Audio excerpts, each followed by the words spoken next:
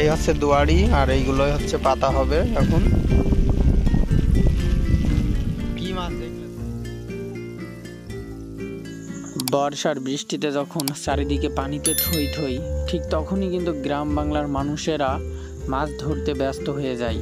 তেমনই একটি দিনের সাক্ষী হলাম আজকে। এত সুন্দরভাবে, এত সুন্দর একটা অভিজ্ঞতা হবে আমি কখনোই ভাবতে পারিনি, এবং আজকের এই অভিজ্ঞতাটা আপনাদের সাথে শেয়ার করছি। আশা করি আপনাদেরও ভালো লাগবে। তো চলুন ভিডিওটা শুরু করা যাক এবং ভিডিওটা শেষ পর্যন্ত দেখবেন।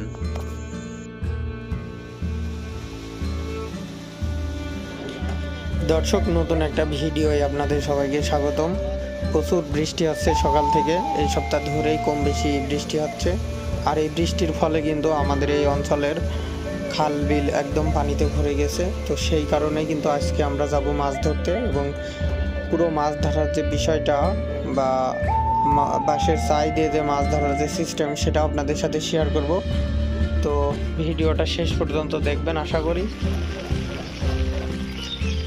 মাছ ধরার নেশা যাদের আছে, তাদের ঝড় বৃষ্টি এসব কিছুই মানে না। সব সকাই গেছে। ধান মানু তো ওই সুজাত তো সব ধান লাগানো নাই, এই পানি 2 দিন। হ্যাঁ দর্শক, দেখতেই পাচ্ছেন আমরা কিন্তু এর মধ্যে মাঠের মধ্যে চলে এসেছি। আর অতিরিক্ত বৃষ্টির ফলে নিচু অঞ্চলের যে ধানগুলো সব কিন্তু পানির নিচেই তলিয়ে গিয়েছে।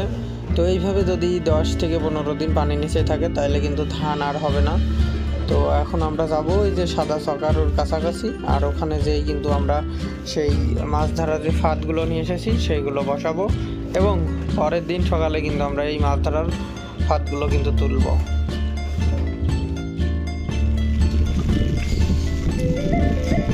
এইরকম পানি ভেসে বুঝেছো, ওই দেখো স্রোত যাচ্ছে, দেখেছো? এই স্রোতে তো টেকবে না মনে হচ্ছে।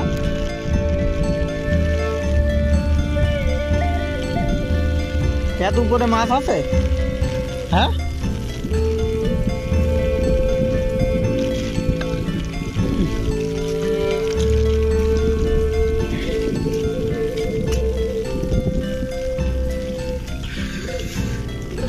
বিরাট স্রোত যাচ্ছে বুঝেছো। জাল বাঁধতে হবে, শুধু জাল বাঁধতে হবে। জাল বাঁধলে এখন কই মাছ, জিয়েল মাছ।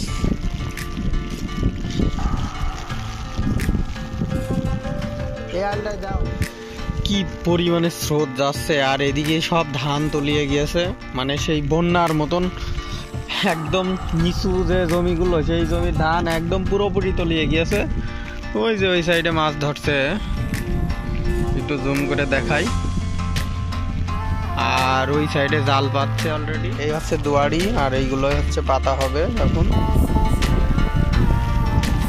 কি মাছ দেখলে তুমি?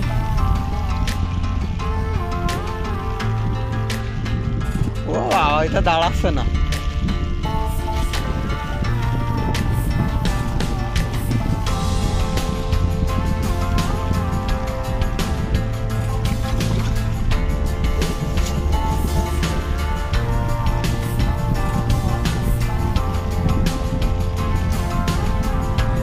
এখনই তো তল্লি থাকছে, বড় দাদাও নয় ওই জায়গা। আব্বা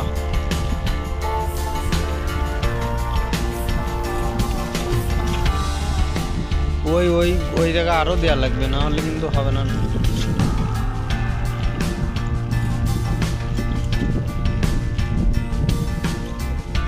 এই জায়গায় তোমার একসাথে 2টো দেয়া লাগবে। কোন জায়গায়? ওই জায়গায় 3-4টে দেয়া লাগবে, আর এখানে 4টে দিবা ওই জায়গায় একবারে। আর এই জায়গায় দিবা কয়টা? 1 2 3 4, এখানে 3টে। যেরকম স্রোত যাচ্ছে না, মাছ ধরে এই সব জায়গাতেই উঠবে। এরকম স্রোতে উঠতে পারে,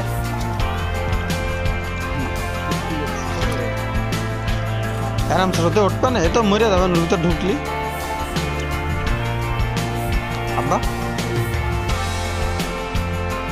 নিচে নেই, তুই সবাই নাও, মরে যাবে, তীর দেবো, পয়সা যাবে না।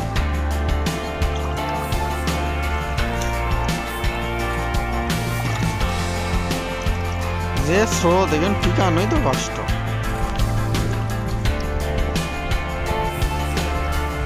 তিনটা দিবা, নাহলে কিন্তু ঠেকবে না। আর একটা দাও, আর কোন সাইডে দিয়ে না। এই দাদা মাছ উঠবেন তো, এত স্রোতে উঠবে।